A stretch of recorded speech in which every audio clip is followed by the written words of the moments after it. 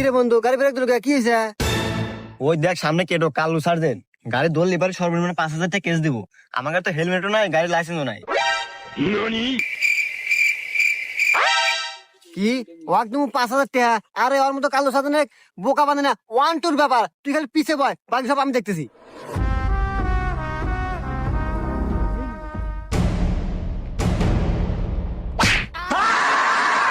আইয়ে বন্ধু এ তুই কি হলো? আমি পায়ে ব্যথা পাইলাম। আরে এইটি তো টেকনিক। ওয়াকাস গেলে লাগলি 5,000 টাকা। এখন তো ওষুধের দরজা ধরে না পাবো রেখিলাম 10টা ব্যাপার হারিয়ে যাবো। আর ওয়াকাস দা কমু ইমার্জেন্সি হাসপাতালে যেতেছি। টেনশন করিস না।